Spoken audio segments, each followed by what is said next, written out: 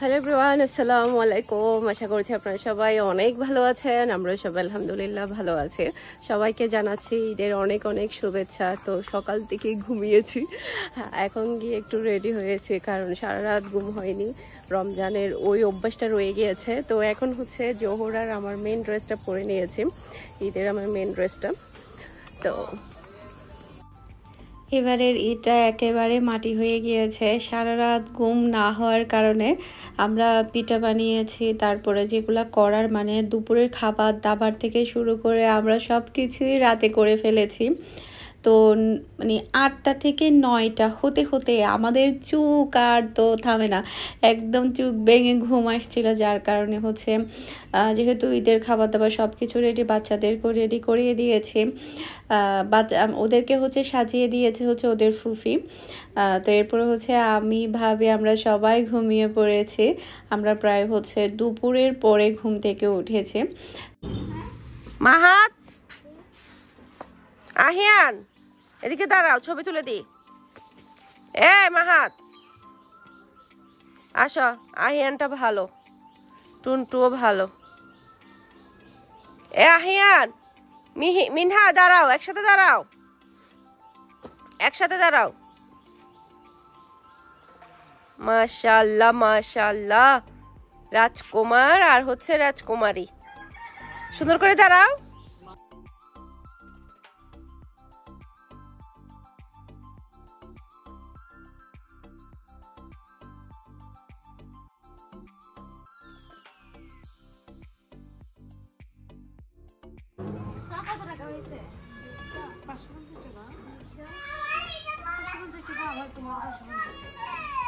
মা হাত জুতা পরে আসো।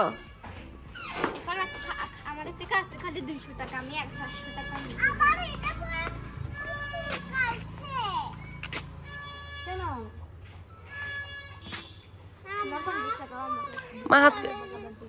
মা হাতকে ডাকো।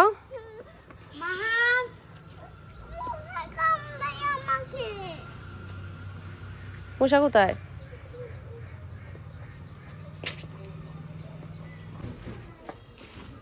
মাহাত কই? মাহাত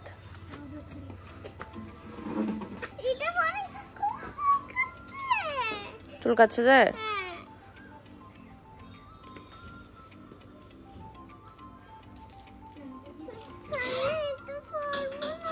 এটা তোমাকে সুন্দর লাগতেছে যে। কোথায়?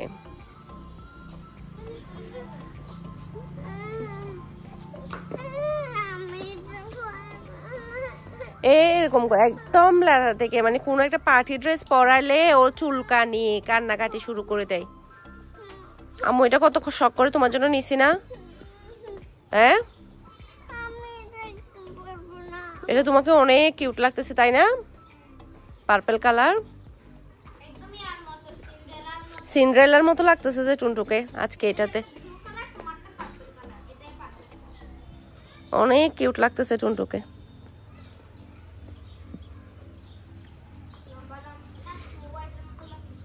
মাহি, তোমার বড় আম্মিকে দেখাইছো? মেজো আম্মিকে দেখাইছো তোমার ড্রেসটা? একটু ড্রেসটা দেখ, একটু দেখাই আসো। অনেক সুন্দর লাগতেছে। এখন বলো কে কত টাকা পাইছো? মহারানীরা 550 টাকা পাইছো, তুমি 600 টাকা। 50 টাকা খেয়ে ফেলছো। কত টাকা আছে এখন? 550 টাকা আছে।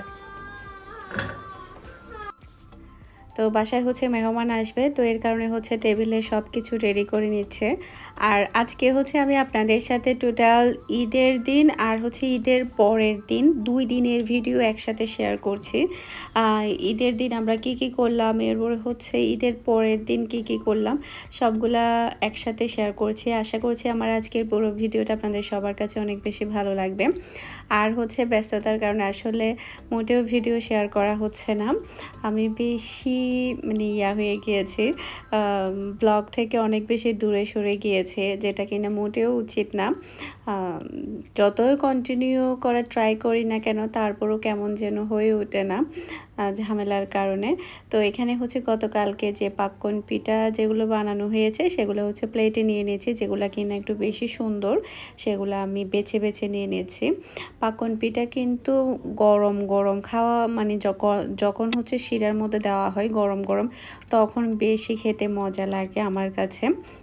ঠান্ডা হয়ে গেলে বা এগুলা কিন্তু কয়েকদিন থাকে, 4-5 দিন অবধি ভালো থাকে, তো তখন কিন্তু আমার কাছে অত বেশি ভালো লাগে না।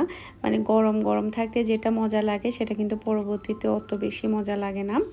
তো এখানে পিঠাগুলো অনেক সুন্দর লাগছে। এরপরে হচ্ছে এখানে নকশি পিঠাগুলো মাশাআল্লাহ অনেক বেশি সুন্দর হয়েছে, আর হচ্ছে অনেক মজাও হয়েছে। আর হচ্ছে সাইজের দিক দিয়ে রেডি যেগুলো বিক্রি করে সেগুলো তো ছোট সাইজের, আর হচ্ছে এগুলো কিন্তু বড়। এরপরে হচ্ছে চিকেন হালিম, এরপরে হচ্ছে রসের পায়েস, রসের সিন্নিও বলা যায়।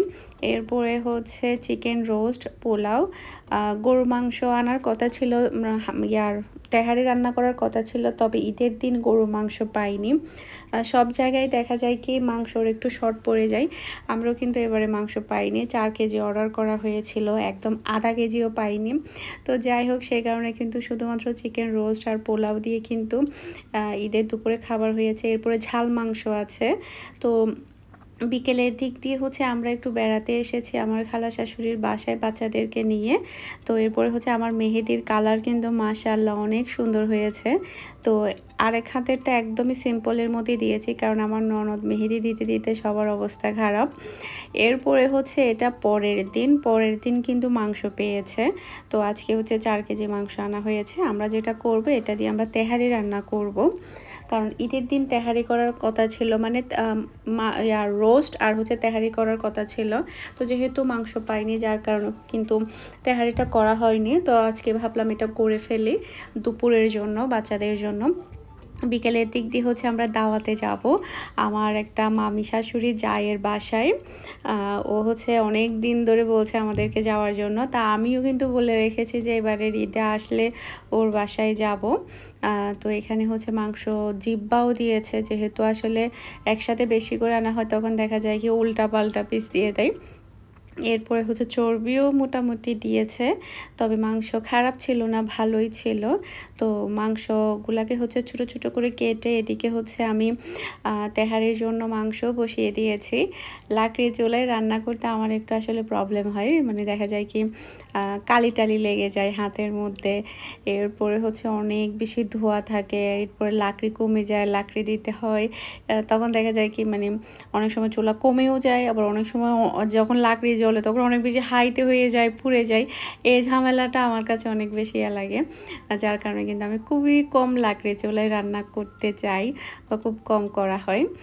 তারপর আবার লাকড়ি চুলার রান্না কিন্তু অনেক মজা হয়। তো কথা বলতে বলতে কিন্তু এদিকে আমার কিন্তু তেহারি রান্না হয়ে গিয়েছে, মাশাআল্লাহ অনেক মজা হয়েছে। আর বিশেষ করে ফ্লেভারটাও অনেক বেশি সুন্দর হয়েছে, দেখতেও অনেক বেশি সুন্দর লাগছে, বাচ্চারা অনেক বেশি পছন্দ করেছে। তো এখানে তেহারি রান্না করেছে হচ্ছে 2.5 কেজি চালের। এখানে দাঁড়াও, এখানে দাঁড়াও, তিনজনই দাঁড়াও, তিনজনই সুন্দর করে দাঁড়াও। তুমি দাঁড়াও, মিনহা গিয়ে দাঁড়াও। তাই না, অনেক অনেক ভালো লাগতেছে। ওকে বসো এখন।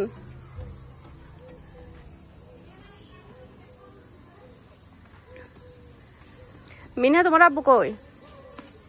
হ্যাঁ, তোমার আব্বু কই? দোকানে গেছে। রেডি হয়েছে?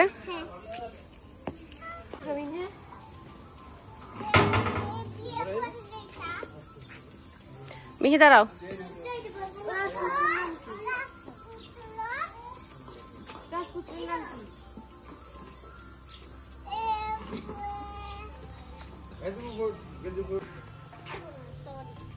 এই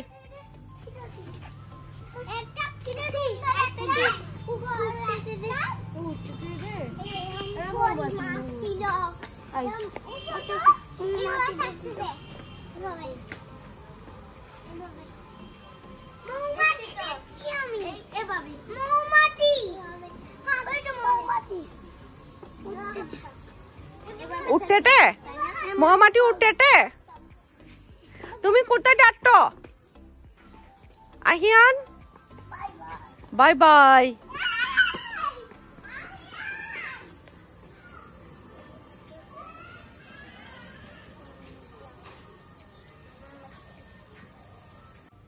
তো এখন হচ্ছে বাচ্চা কাচ্চা সবাইদেরকে নিয়ে হচ্ছে আমরা বের হয়ে গেলাম আমি শাশুড়ি জায়ের বাসায় যাওয়ার জন্য। তো ও কিন্তু আমাদেরকে দুপুরের পর থেকে ফোন দিচ্ছে যাওয়ার জন্য, কিন্তু ওই যে আমাদের আসলে বের হতে হতে অনেক বেশি লেট হয়ে যায়, রেডি হওয়া, তারপর বাচ্চাদেরকে একটু ছবি উঠিয়ে দেওয়া, সব মিলে কিন্তু লেট হয়ে গিয়েছে। হাতিয়ার হচ্ছে লোকেশনগুলো অনেক বেশি সুন্দর হয়, রোডঘাট অনেক বেশি ভালো লাগে, নিরিবিলি পরিবেশ থাকে।